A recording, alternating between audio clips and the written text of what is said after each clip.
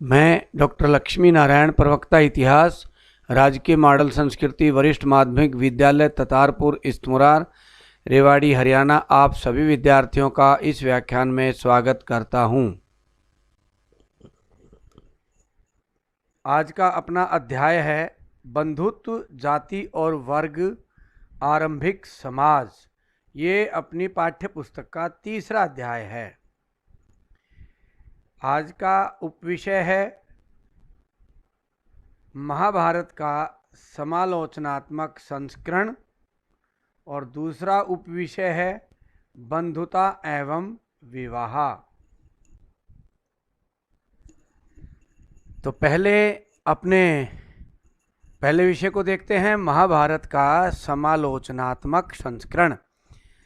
आज उपलब्ध महाभारत एक विशाल और समृद्ध महाग्रंथ है। इसके रचनाकार वेद व्यास माने जाते हैं।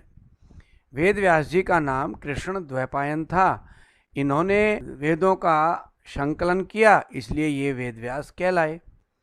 इस ग्रंथ की मूल कथा में भरत वंश के एक ही परिवार के भाइयों कौरवों और पांडवों के बीच लड़े गए युद्ध की कहानी है।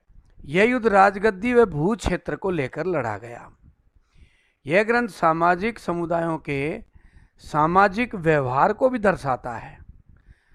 यह उस समय के गिरते हुए राजनीतिक व सामाजिक मूल्यों की पुनर्स्थापना को लेकर युद्ध लड़ा गया।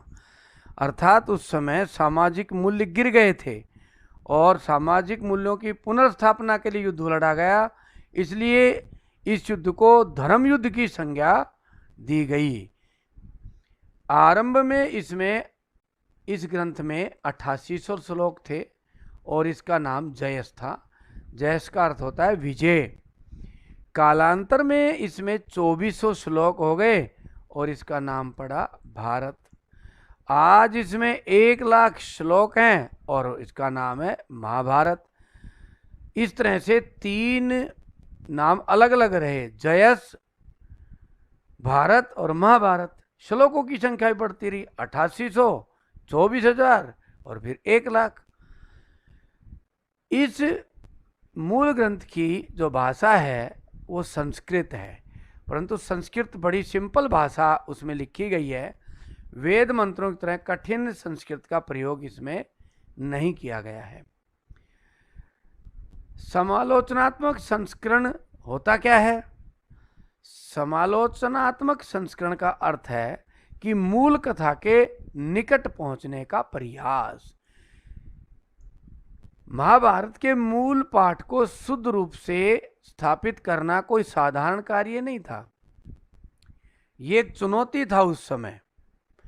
वर्तमान में आदि पर्वन की 235 हस्तलिपियां मिलती हमें विभिन्न भाषाओं में, जो 2 प्रतिलिपियां एक जैसी नहीं है। इसका अभिप्राय है कि किसी एक व्यक्ति ने 2 प्रतिलिपियां नहीं लिखी, अलग अलग व्यक्तियों ने लिखी, तो कहीं ना कहीं थोड़ा बहुत परिवर्तन हर प्रतिलिपि में मिलता है।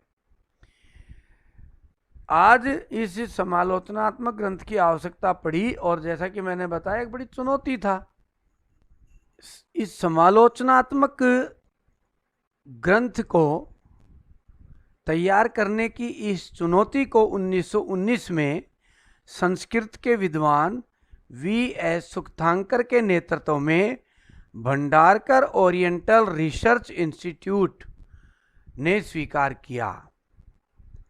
इसको आजकल बोरी कहा जाता है। इस बोरी की स्थापना 1915 में पूना में हुई थी। इस महत्वाकांक्षी परियोजना के लिए प्रारंभिक आर्थिक सहायता औंध के राजा ने प्रदान की थी। इस परियोजना को पूरा होने में 47 वर्ष लगे और अथक परिश्रम के बाद 13,000 पृष्ठों का एक समालोचनात्मक ग्रंथ तैयार हो गया। यह समालोचनात्मक ग्रंथ 19 खंडों में प्रकाशित हुआ। इस ग्रंथ में महाभारत की 2 विशेषताएं स्पष्ट रूप से उभरकर हमारे सामने आई। पहली विशेषता समानता। क्या समानता है सभी महाभारतों में? जो हमें पूरे भारत में और विदेशों से कहीं से भी मिली, उन सभी महाभारत में दो प्रकार की समानता पाई जाती है। पहली एक है मूल कथानक सभी जगह एक है, यानी कि मूल कथानक की समानता। मूल कथानक का अर्थ है कि भाइयों में राजगद्दी और भूमि को लेकर लड़ा गया युद्ध था। ये मूल कथानक सभी जगह एक जैसा है। इसके अलावा कई पाठों में अनेक अंशों में भी समानता पाई गई है। ऐसे ही कई पाठों में जो बातें लिखी गई हैं, जो उदाहरण दिए गए, वो कश्मीर और नेपाल में भी हुई हैं, केरल और तमिलनाडु में भी हुई हैं। तो इस प्रकार समानता पाई जाती है। क्षेत्रीय प्रभेद, क्षेत्रीय प्रभेद का मतलब क्षेत्र क्षेत्र के अनुसार इसमें थोड़ा सा अंतर आ जाता है। उत्तर भारत के और दक्षिण भारत के अलग अलग क्षेत्र हो गए, कहीं ना कहीं रीति रिवाज परंपराएं अलग हैं, तो उस कारण से अंतर हैं। वो किस प्रकार के अंतर हैं? समानता के साथ साथ इन पांडुलिपियों में काफ़ी अंतर हैं। जैसे जैसे ये ग्रंथ भारतीय उपमहाद्वीप के विभिन्न क्षेत्रों में प्रसारित हुआ, धीरे धीरे इसमें क्षेत्रीय लोक परंपराओं और विश्वासों का समावेश हो गया। लोक परंपराओं से अभिप्राय यह है कि जो जिस क्षेत्र में लोक परंपराएं धर्म से संबंधित थी या अधर्म से संबंधित थी, वो युधिष्ठिर या अधर्म के किसी पात्र से जोड़ दी गई। धर्म की परंपराएं धर्म के पात्र से जोड़ दी गई, युधिष्ठिर से जोड़ दी, भीष्म पितामह से जोड़ दी। अधर्म की जो परंपराएं हैं कोई अपने अपने क्षेत्र की, वो कहीं दुर्योधन से जोड़ दी, धृतराष्ट्र से जोड़ दी। ऐसे ही विश्वास हैं अपने अपने क्षेत्र के, वो उस महाभारत में समाहित कर दिए अलग अलग क्षेत्र के लोगों ने। इसलिए क्षेत्रीय प्रभेद पाया जाता है। इन क्षेत्रीय प्रभेदों और विविधताओं को समालोचनात्मक ग्रंथ में पाद टिप्पणियों और परिशिष्टों के तौर पर शामिल किया गया है। पाद टिप्पणियाँ क्या होती है? किसी पुस्तक के नीचे अलग से लिख देते हैं। जैसे आपने अपनी पुस्तक में देखा होगा, ऊपर उस पर नंबर डाल के नीचे लिख देते हैं। ऐसी परिशिष्ट, परिशिष्ट क्या होते? पुस्तक के पीछे वो प्रमाण छाप दिया जाता है किसी एक पेज पर लास्ट में, और उसका नंबर डाल दिया जाता है वहाँ पर। तो इस तरह से पाद टिप्पणियों और परिशिष्टों के तौर पर शामिल किया गया है। 13,000 पृष्ठों में से आधे से अधिक पृष्ठों में यही दोनों चीज़ें हैं, पाद टिप्पणियाँ और परिशिष्ट। यानी कि 700 के लगभग पेजों में यही चीज़ें आती हैं। वो विभिन्नताएं इसमें दिखाने का प्रयास किया गया है कि हमें उस क्षेत्र में ये विशेष बात मिलती है, तमिलनाडु की महाभारत में ये विशेष बात मिलती है, नेपाल की महाभारत में ये विशेष बात मिलती है। ऐसे पाद टिप्पणियों और परिशिष्टों में प्रमाणित करके दिखाया गया है। ये विभिन्नताएं भारतीय समाज की विभिन्नता में एकता को भी प्रस्तुत करती है कि सब ने इस ग्रंथ को माना। बातें विभिन्न विभिन्न हैं, कुछ बातें अलग अलग हैं। तमिलनाडु की महाभारत के धर्म से संबंधित, अधर्म से संबंधित बातें कुछ अलग मिल जाएंगी, नेपाल क्षेत्र, कश्मीर क्षेत्र के अलग। फिर भी इस विभिन्नता में भी मूल कथानक में एकता है, और यही समाज की एकता को प्रस्तुत करती है। ये इस बात की द्योतक है जिन्होंने प्रभावशाली परंपराओं और लचीले स्थानीय विचार और आचरण के बीच संवाद कायम किया, यानी कि लचीला स्वभाव में संवाद कायम हुआ। अर्थात एक सामाजिक इतिहास अपने अपने क्षेत्र के लोगों ने तैयार कर लिया महाभारत के सारे। यह संवाद द्वंद्व और मतेक दोनों को ही चित्रित करता है। यानी कि द्वंद्व यह है कि अलग अलग विचार, परंतु अलग अलग विचार क्या है? धर्म अधर्म की बातें उसमें अलग अलग दी हुई हैं। वो अपने विचार से दी, उन्होंने अपने विचार की दी, परंतु सब उसके ऊपर सहमत है। सबका एक मत है कि हाँ, ये बातें अधर्म की हैं, ये बातें धर्म की हैं। अब आते हैं महाभारत की विषय वस्तु। महाभारत की विषय वस्तु क्या है, इस पर नजर डालते हैं। तो महाभारत की विषय वस्तु दो प्रकार की है, आख्यान और उपदेशात्मक। आख्यान क्या होते हैं? आख्यान का अर्थ होता है विवरण, यानी कि कहानियों का संग्रह रखा गया है। यानी कि हम जब महाभारत को देखते हैं तो तरह तरह की कहानियाँ हम उसमें पाते हैं कि जब वो जंगल में उनको वनवास में थे तो अलग अलग कहानी आती है। कहीं पर एक राक्षस के हत्या करने के लिए भीम जाता है, ये भी एक कहानी अलग से आती है। ऐसे हिडम्बा से विवाह की कहानी आती है। तो अलग अलग कहानियाँ इसमें संग्रह है। परंतु इन सब आख्यानों से, यानी कि आख्यान मतलब कहानियों से, कोई ना कोई उपदेश जरूर निकलता है। तो ये जो ग्रंथ है ये आख्यान के साथ साथ उपदेशात्मक भी है। इसमें हमें महाभारत क्या शिक्षा देती है, किस प्रकार के सामाजिक आचार विचार प्रस्तुत करती है, आख्यानों की कहानियों में कोई ना कोई उपदेश छिपा होता है। भगवत गीता इसी ग्रंथ का उपदेशात्मक भाग है। जो गीता है, भगवत गीता, वह इसका उपदेशात्मक भाग, स्पेशल भाग है इसी में ही एक। जो युद्ध के समय भगवान कृष्ण अर्जुन को जो संदेश देते हैं, जो युद्ध के लिए तैयार नहीं होता, उस समय उनको जो उपदेश दिया गया, उस उपदेश को भगवत गीता के रूप में अलग से संकलित किया गया है। विद्यार्थियों, आओ अब देखते हैं हम अपना अगला विषय, बंधुता और विवाह। बंधुता क्या होता है इसको समझते हैं। एक ही रक्त संबंध या कुल के लोगों को बंधुता कहा गया है। यानी कि एक ही कुल के लोग हैं, वो भाई बंध होते हैं। इसमें विवाह संबंधों का विशेष महत्व रहा है। इसी से रक्त संबंध कायम हुए और परिवार बने, वंश परंपराएं आगे बढ़ी, पारिवारिक संपत्ति को वारिस मिला, उत्तराधिकार के नियम बने और इन नियमों का व्यवहार लाने के लिए सामाजिक और राजनीतिक संगठनों का निर्माण हुआ। परिवार क्या होता है एक बार देखते हैं। आप सभी समझते हैं पारिवारिक इकाई को। ये एक बड़ी महत्वपूर्ण इकाई है, समाज की सबसे छोटी इकाई माना गया है। संस्कृत ग्रंथों में इसे कुल कहा गया है परिवार को।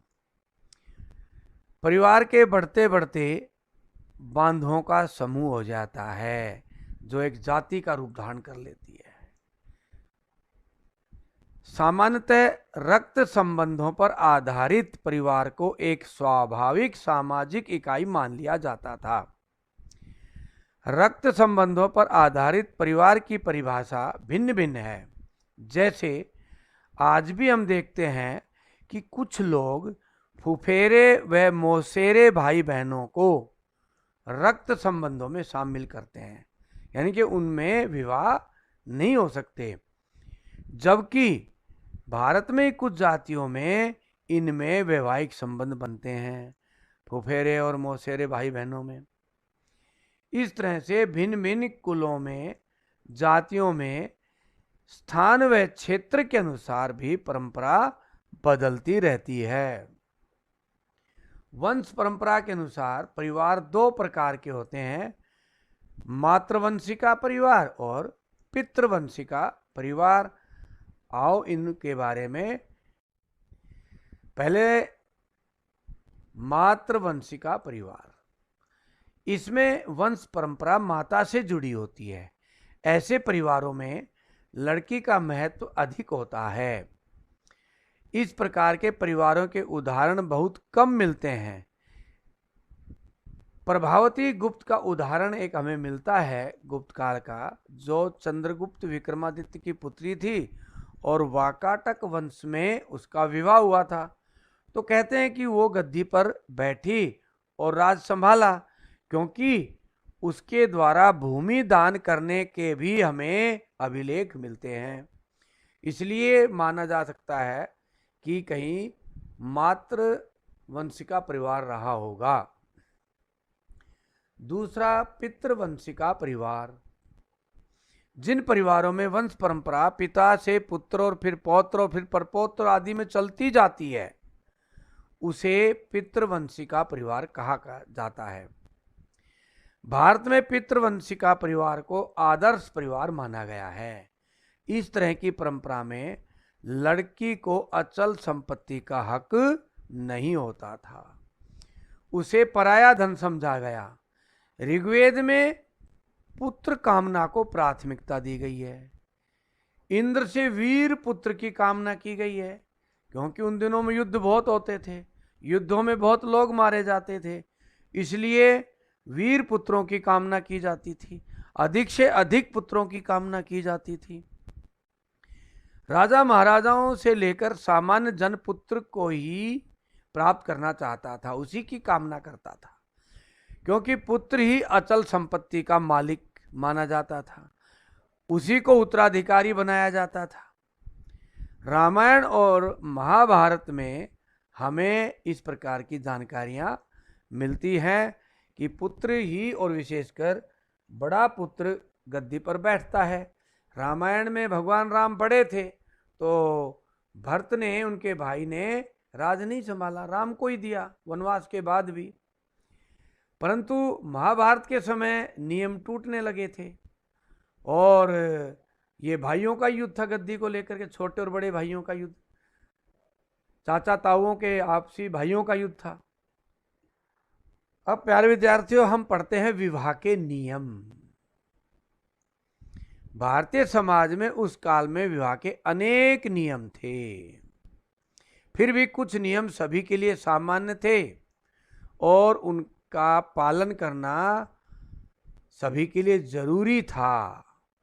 जैसे विवाह रक्त संबंधों से बाहर हो, ये सब के लिए जरूरी था कि रक्त संबंध में कोई विवाह नहीं करेगा, और आज भी भारतीय समाज में ऐसा है।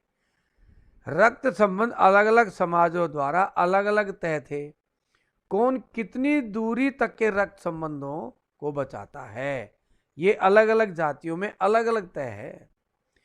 विवाह के 2 नियम विशेष रूप से ध्यान में रखे जाते हैं, जो सभी रखते हैं, सभी जातियां भारत में इन नियमों को ध्यान में रखती है। अंतर्विवाह और बहिर्विवाह। अंतर्विवाह को देखते हैं पहले। अंतर्विवाह क्या होता है? अंतर्विवाह से अर्थ है कि व्यक्ति को अपनी ही जाति में विवाह करना पड़ता है, यानी कि अपनी जाति से बाहर विवाह करना गलत माना जाता है। इस अंतर्विवाह के लाभ क्या है? कहते हैं कि रक्त की शुद्धता बनी रहती है, स्त्रियां अधिक सुरक्षित रहती हैं क्योंकि उनको अपनी जाति की संस्कृति में तालमेल आसानी से हो जाता है, और एक जातीय एकता बनी रहती है। ये 3 लाभ माने गए, परंतु इससे हानि भी बहुत है।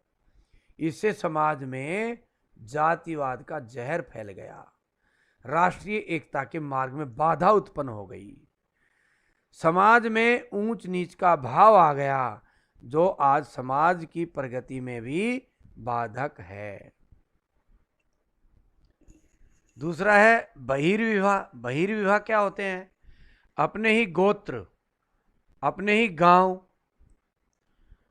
और अपने गांव से लगने वाले गांव की सीमा में विवाह नहीं होते, इनसे बाहर विवाह करना, इसको बहिर्विवाह कहा गया है। इस क्षेत्र में रहने वाले सभी भाई बहन माने गए हैं। इसके लाभ क्या है? रक्त संबंधी बीमारियों से बचाव होता है, निकट संबंधों में यौन संबंधों को टालना जिससे रिश्तों की पवित्रता बनी रहे, विभिन्न समूहों में परस्पर प्रेम की भावना पैदा होती है जिससे राष्ट्रीय एकता की भावना को बल मिलता है। विभिन्न समूहों से अर्थ है कि इन गांव में या आसपास के गांव की सीमा में हर जाति के लोग रहते हैं, सब भाई बहन माने गए, इस तरह से आपसी प्रेम की भावना बनी रही। हानि क्या थे? वर वधु को एक दूसरे के विचारों को जानने में कठिनाई आती है, दूर विवाह करते हैं तो सेट होने में समय लगता है। बाकी इसके विवाह के फायदे अनेक हैं। इसके अलावा और भी 2 प्रकार हैं विवाह के, अनुलोम विवाह और प्रतिलोम विवाह। ये भी 2 प्रकार के विवाह अलग अलग हैं। अनुलोम विवाह क्या होते हैं? अनुलोम विवाह में तो लड़का उच्च वर्ण का हो। 4 वर्ण माने गए भारतीय समाज में, ब्राह्मण, क्षत्रिय, वैश्य और शूद्र। उच्च वर्ण का लड़का और नीचे वर्ण की लड़की यदि आपस में विवाह करते हैं तो अनुलोम विवाह माना जाता है। जैसे ब्राह्मण जाति का लड़का है वो नीचे के 3 वर्णों में विवाह कर सकता है। इसी प्रकार क्षत्रिय अपने से नीचे 2 वर्ण वैश्य और शूद्र में विवाह कर सकता है। मनुस्मृति के अनुसार ये विवाह मान्य थे। प्रतिलोम विवाह। प्रतिलोम विवाह वे विवाह होते हैं जिसमें लड़का निम्न वर्ण का होता है और लड़की उच्च वर्ण की होती है। जैसे लड़की ब्राह्मण हो और लड़का शूद्र या वैश्य या क्षत्रिय परिवार से हो तो इसको गलत माना गया इस विवाह को। ये विवाह समाज में अमान्य रहे हैं। इसके अलावा भी समाज में और भी कई प्रकार के विवाह थे, जैसे एक पत्नी विवाह, जिसमें पुरुष एक ही स्त्री से विवाह करता था। राम ने रामायण में हम देखते हैं यह आदर्श स्थापित किया, इसको उत्तम माना गया। एक होता है बहुपत्नी विवाह। एक व्यक्ति अनेक पत्नियां रखता था। अनेक जातियों में आज भी भारत में है, अनेक क्षेत्रों में राजा महाराजाओं के यहाँ भी ये परंपरा रही। आज भी रईस लोग कई विवाह कर लेते हैं। समाज में बहुपति विवाह भी रहा है, यानी कि एक पत्नी के अनेक पति, जैसा कि द्रौपदी के 5 पति थे। ऐसे ही आज भी भारत के कई हिस्सों में अनेक पतियों वाली पत्नियां मिलती हैं। ये पति भाई भी हो सकते थे और कई जगह तो ऐसे उदाहरण भी हैं जो अलग अलग क्षेत्रों में रहने वाले अलग अलग लोग भी उसके पति होते हैं। समय समय पर सबके पास वो जाती है। ऊपर हमने विद्यार्थियों विवाह के प्रकार देखे, अब हम विवाह करने के तरीके देखते हैं। धर्मशास्त्रों और मनुस्मृति के अनुसार विवाह संपन्न करने के 8 प्रकार यानी कि 8 तरीके हैं। इसमें 4 मान्य हैं, 4 अमान्य हैं। 4 मान्य तरीके कौन से हैं, जिनको हम प्रकार भी बोल देते हैं? विवाह के 4 प्रकार कौन से हैं? पहला है ब्रह्म विवाह। आजकल जो विवाह होते हैं सब ब्रह्म विवाह माने जाते हैं। इसमें वे विवाह हैं, आजकल विवाह जो होते हैं उनमें इस विवाह को सर्वश्रेष्ठ तरीका माना गया है। इसमें कन्या का पिता योग्य वर जो वेदों का ज्ञान रखने वाला हो, उच्च चरित्र वाला हो, उसके साथ अपनी कन्या का विवाह करता है। वेदों का ज्ञान से अर्थ आजकल तो हम पढ़ा लिखा गुणवान व्यक्ति कह सकते हैं। वर को अपने घर पर पिता आमंत्रित करता है, यानी कि बारात के साथ वर दूल्हा कन्या के घर जाता है और पिता अपनी पुत्री को वस्त्र आभूषण से सुसज्जित करके कन्यादान करता है। आज भी यही विवाह श्रेष्ठ माना जाता है। दूसरा प्रकार का विवाह है देव विवाह। प्राचीन काल में यज्ञों का बड़ा महत्व था। यज्ञों को देवताओं का आशीर्वाद व खुशहाली प्रदान करने वाला माना जाता था। यज्ञ करवाने वाले पुरोहित से कन्या का विवाह कर देना यह देव विवाह कहलाता था। यज्ञ का अनुष्ठान देवताओं के लिए होता था, इसलिए इसको देव विवाह कहा गया। तीसरा है आर्ष विवाह। भारतीय समाज में ऋषि मुनियों का विशेष सम्मान है। ऋषि को ही आर्ष कहा गया है। जब कोई ऋषि किसी लड़की के पिता को एक गाय या बैलों की जोड़ी भेंट करता था या एक बैल भी भेंट करता था तो यह मान लिया जाता था कि अब वह ऋषि विवाह करना चाहता है, उसने विवाह करने का निर्णय ले लिया है। अतः लड़की का पिता कन्या का विवाह उस ऋषि से कर देता था। यह बैलों की जोड़ी या गाय देना मूल्य नहीं था, यह लड़की के पिता के प्रति सम्मान का चिन्ह था। चौथा है प्रजापत्य विवाह। यह ब्रह्म विवाह के समान ही था। इसमें बस एक बात और जुड़ी हुई थी कि कन्या का पिता दोनों को संबोधित करते हुए कहता था कि तुम साथ मिलकर अपने दायित्वों का पालन करो। बस ये शब्द बोलता था, फिर वह धार्मिक रीति रिवाज के अनुसार अपनी कन्या का विवाह उस लड़के से कर देता था। इसको प्रजापत्य विवाह कहा गया है। अब देखते हैं विवाह के 4 अमान्य प्रकार। पहला है असुर विवाह। असुर विवाह क्या होते थे? कन्या का पिता जब वर पक्ष से धन लेकर के, पैसा लेकर के अपनी कन्या का विवाह कर देता था, उसको असुर विवाह कहा गया है। इस तरह से कन्या को बेचा जाता था। समाज में यह मान लिया जाता था कि इसने अपनी कन्या, अपनी लड़की बेच दी। परंतु आज भी कुछ जातियों में ऐसा विवाह देखने को मिलता है, या कई बार गरीब आदमी अपनी कन्या का विवाह ऐसे कर देता है। समय समय पर इस तरह के उदाहरण हमें देखने को मिलते हैं। दूसरा है गांधर्व विवाह। यह एक प्रकार का प्रेम विवाह है। इस प्रकार के विवाह में काम वासना के वशीभूत होकर कहीं एकांत में माला या अंगूठी पहनाकर आपस में विवाह कर लेते हैं। उसमें कोई गवाह नहीं होता, समाज का कोई व्यक्ति उपस्थित नहीं होता। काम वासना के वशीभूत होकर कहीं आपस में अंगूठी पहना देते हैं या माला डाल लेते हैं। इसमें कोई साक्षी ना होने के कारण ये विवाह कमजोर माने गए, क्योंकि कई बार पुरुष इस विवाह से नकार देते थे कि मैंने यह विवाह नहीं किया। वो मना कर देता था, इनकार कर देता था। इसलिए गंधर्व विवाह को भी समाज में मान्यता। तीसरा है राक्षस विवाह। अपनी शक्ति के द्वारा, अपनी ताकत के बल पर कन्या का अपहरण करके उससे विवाह करना राक्षस विवाह कहलाता है।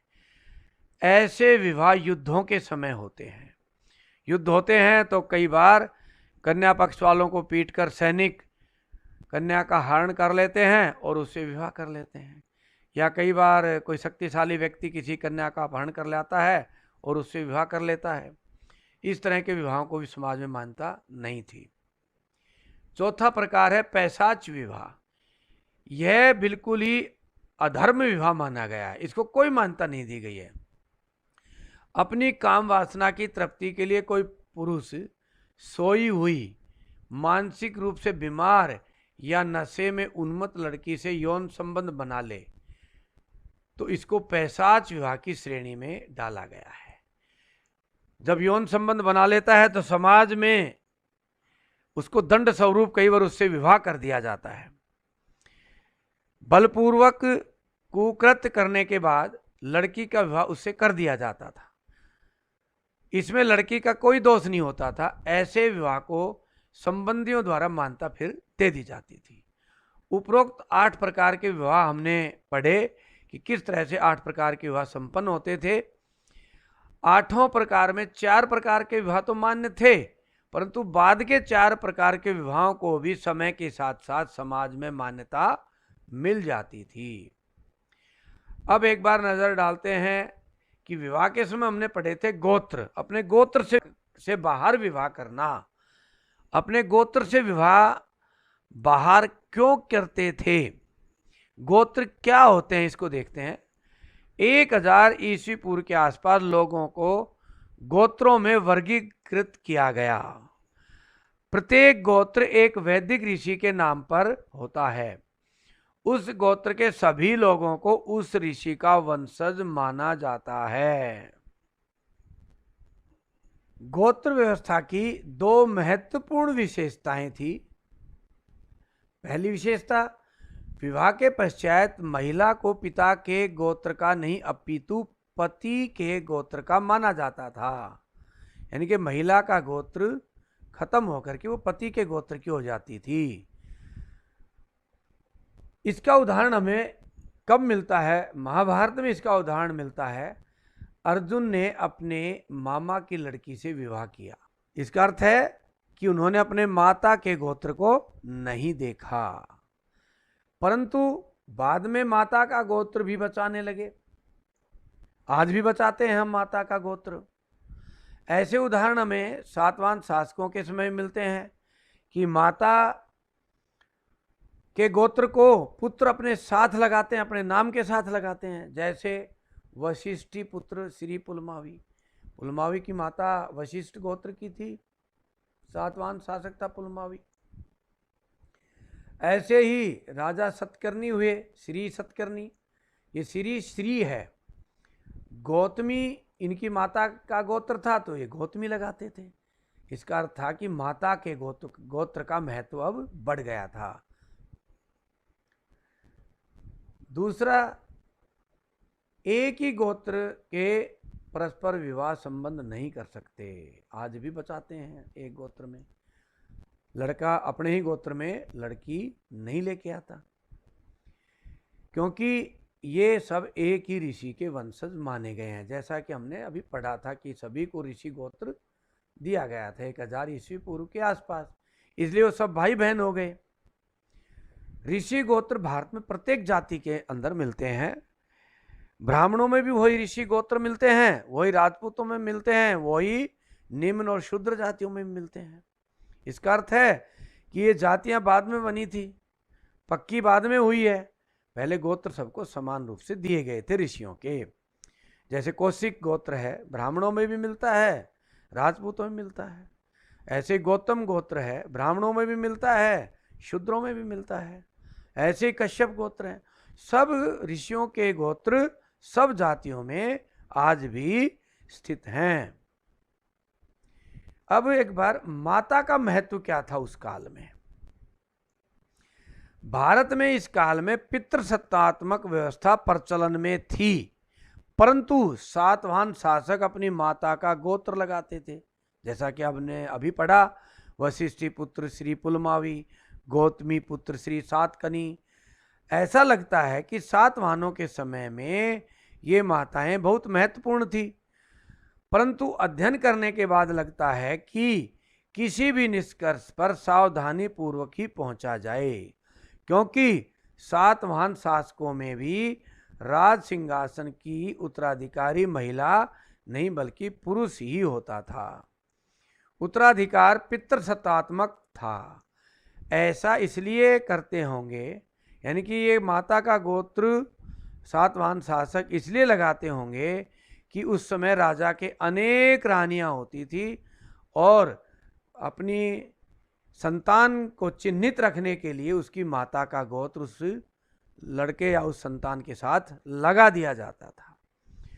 माता की आज्ञाओं का कितना पालन होता था, ऐसा उदाहरण भी हमें महाभारत में मिलता है। दुर्योधन की माता गांधारी दुर्योधन को समझाती है कि पुत्र तुम युद्ध ना करो, गद्दी का हक पांडवों का है, उनका हक दे दो। परंतु वो अपनी माता का कहना नहीं मानता और वो अपने पिता की महत्वाकांक्षाओं के अनुसार चलता है और अंत में युद्ध भी होता है और युद्ध का परिणाम आप सभी जानते ही हैं। तो इस प्रकार प्यारे विद्यार्थियों, हमने विवाह और उनके प्रकारों को जाना। साथ में पहले विषय में हमने महाभारत के समालोचनात्मक ग्रंथ के बारे में भी जानकारी प्राप्त की। यह समालोचनात्मक ग्रंथ आज हमें उपलब्ध है। अब प्यारे विद्यार्थियों, अभ्यास के प्रश्न देखते हैं। पहले लघुत्तरात्मक प्रश्न लिखने हैं। महाभारत के समालोचनात्मक संस्करण से क्या अभिप्राय है? महाभारत की 2 विशेषताएं लिखें। महाभारत की विषय वस्तु का हम कौन से 2 भागों में बांटते हैं? परिवार क्या होता है? भारतीय समाज में कितने प्रकार के परिवार मिलते हैं? बंधुता से क्या अभिप्राय है?